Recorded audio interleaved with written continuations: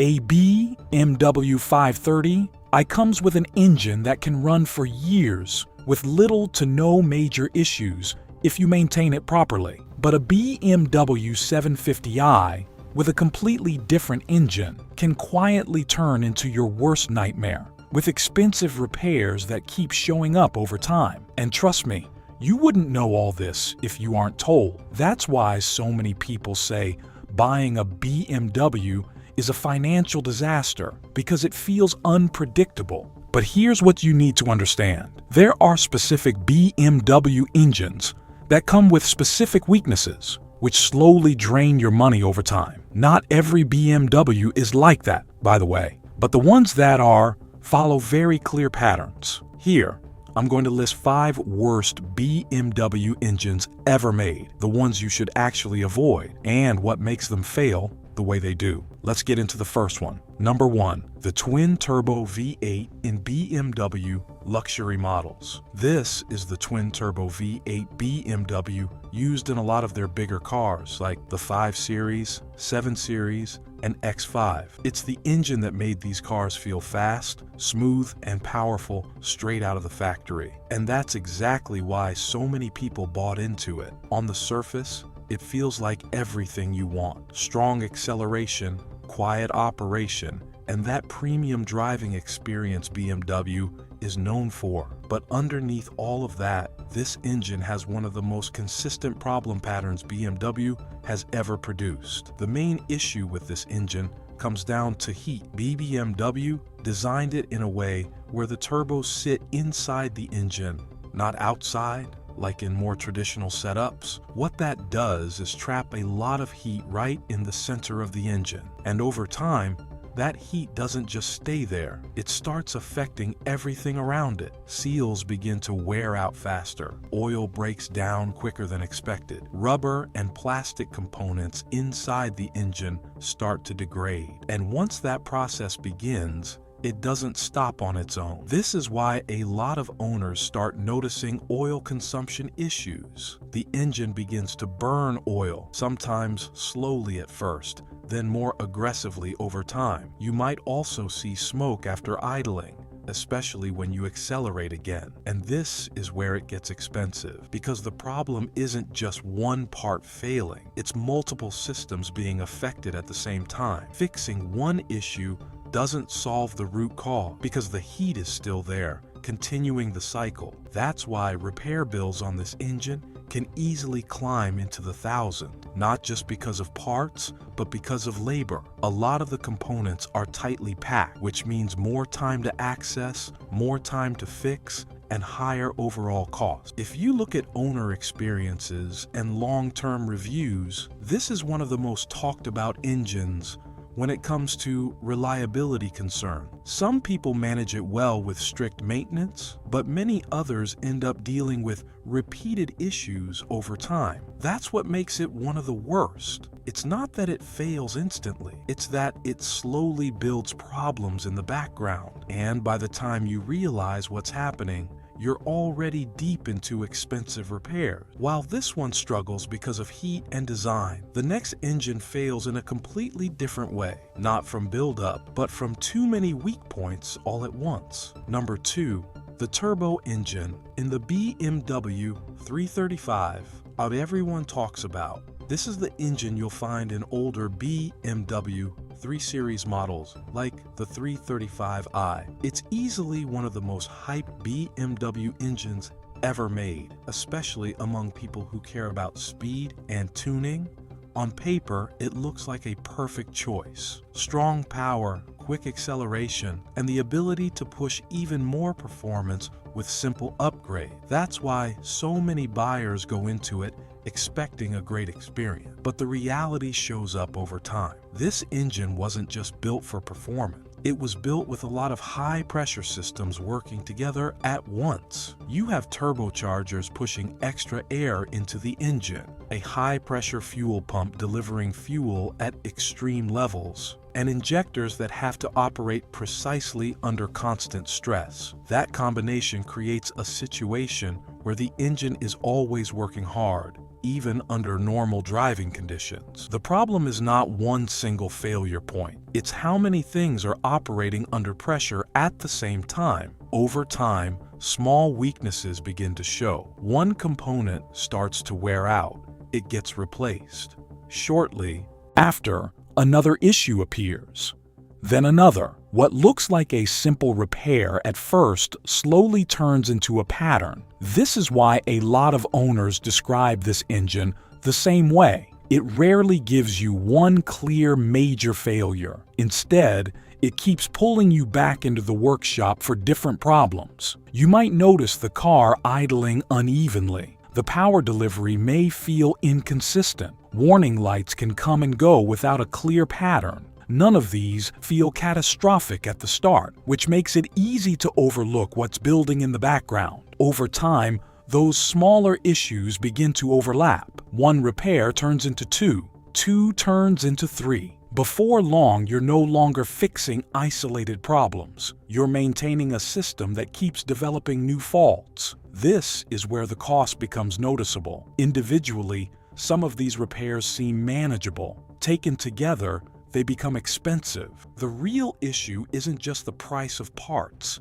it's the frequency. You're paying repeatedly, often within short intervals. That's why this engine has such a split reputation. Some owners swear by it because when it runs well, it feels incredible. Others avoid it completely because they've experienced how unpredictable it can be long-term. If you look at ownership patterns over time, the same theme keeps coming up. This engine doesn't usually fail in one moment. It creates a cycle of problems that gradually becomes difficult to keep up with. That's what makes it one of the worst in this context. Not because it lacks performance, but because it demands constant attention to stay in good condition. Unlike the previous engine where heat slowly breaks things down, this one spreads the risk across multiple components. The result is less predictable and often more frustrating to manage. Now, the next engine takes a different path entirely. It doesn't build problems gradually or spread them across systems. When it goes wrong, it tends to happen in a way that leaves very little room to recover. Number 3, the small turbo engine in modern BMW 3 Series. This is the smaller turbo engine BMW used in a lot of their newer 3 Series and 5 Series models. It was designed to be more efficient, more modern, and cheaper to run compared to the bigger engines. On the surface, it looks like a safe option. Lower fuel consumption, decent power, and widely available across many models. For a lot of buyers, this is the engine they end up choosing without thinking too much about it. That's where the problem begins. Unlike the previous engine, which gives you repeated small issues, this one has a more dangerous pattern. When it fails, it doesn't usually give you much time to react. The core issue here is the timing chain system. Inside every engine, the timing chain keeps everything moving in sync. It controls how the engine's internal parts operate together. When that system is working properly, everything runs smoothly. But in this engine, the timing chain components, especially the guides, wear out earlier than expected. At first, nothing seems wrong. The car still drives normally. There are no major warning signs. This is why many people continue driving without knowing anything is building up internally. Then subtle signs start to appear. A faint whining noise from the engine bay, slight vibration, maybe a change in how the engine sounds on startup. These are easy to ignore because they don't immediately affect how the car drives. But underneath, the timing system is slowly losing stability. And once that system fails, the engine loses synchronization completely. Internal parts collide, and that leads to serious engine damage almost instantly. This is where the cost jumps. This isn't a situation where you replace one component and move on. In many cases, you're dealing with full engine damage. That's why repair costs can climb into the range, where replacing the entire engine becomes the only option. That's what makes this engine particularly risky. It doesn't wear you down gradually like the previous one. It builds quietly, then fails in a way that leaves very little room for correction. If you look at long-term discussions and owner experiences, this pattern comes up again and again. People don't always complain about constant issues. Instead, they talk about sudden, expensive failures that could have been avoided if caught early. That's why this engine sits on this list. Not because it fails often in small ways, but because when it does fail, the consequences are much bigger. The next engine, however, takes a different approach again. It doesn't fail suddenly like this one, and it doesn't spread problems across multiple systems like the previous one. It's something else entirely. An engine that becomes expensive mainly because of how it was built. Number 4. The older V8 in BMW sedans before turbos. This is the V8 BMW used before they fully moved into turbocharged engines. You'll find it in older 5 Series, 7 Series, and some X models. At the time, it was meant to deliver smooth power without relying on turbos. And in terms of driving feel, it actually does that well. The engine is quiet, responsive, and feels refined. For many people, this is what a proper BMW V8 should feel like. No turbo lag, no forced induction, just steady power. But the problem with this engine isn't how it drives, it's how it was built. BMW packed a lot of systems into this engine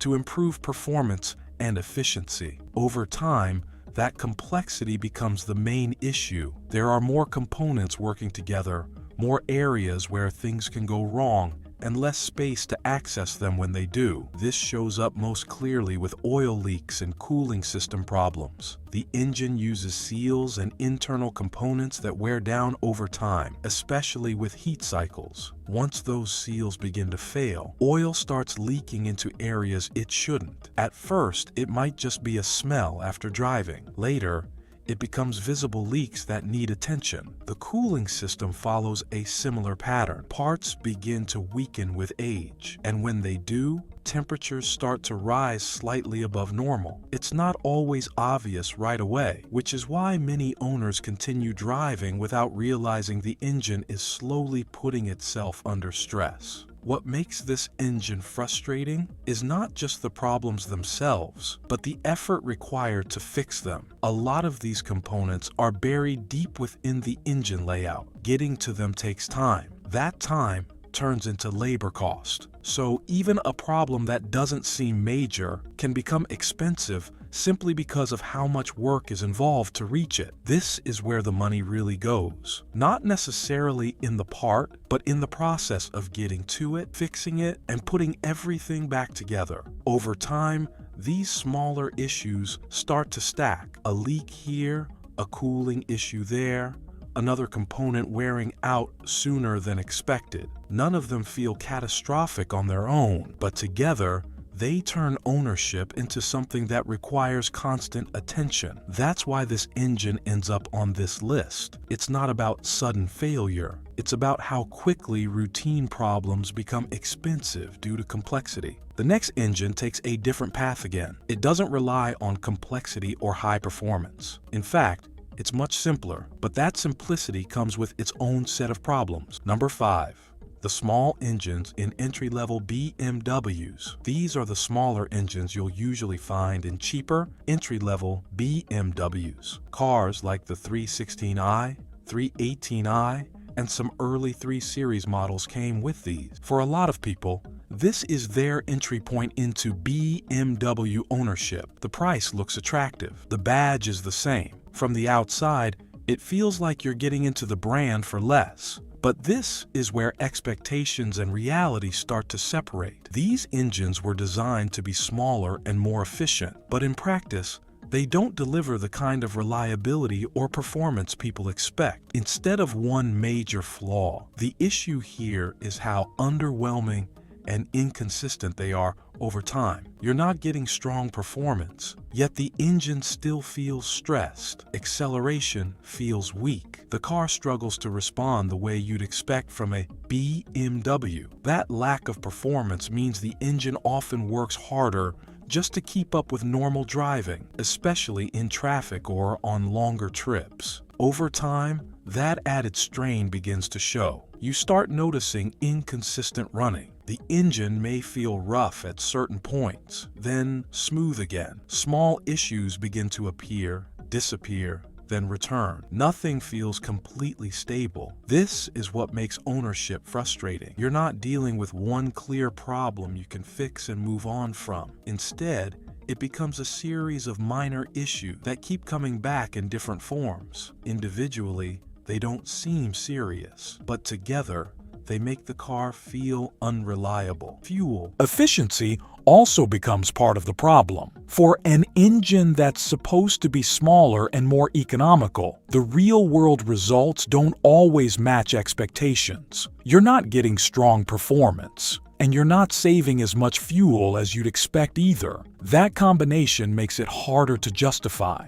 This is where the cost pattern shows up differently. It's not about one large repair. It's about repeated small fixes, inconsistent performance, and an ownership experience that never really feels settled. Over time, that adds up, not just financially, but in frustration. That's why this engine sits on this list. It's not the most catastrophic. It won't usually fail all at once, but it doesn't give you a solid, reliable experience either. It sits in that middle ground where nothing feels completely right. Now that you've seen all 5, there's something important they all share.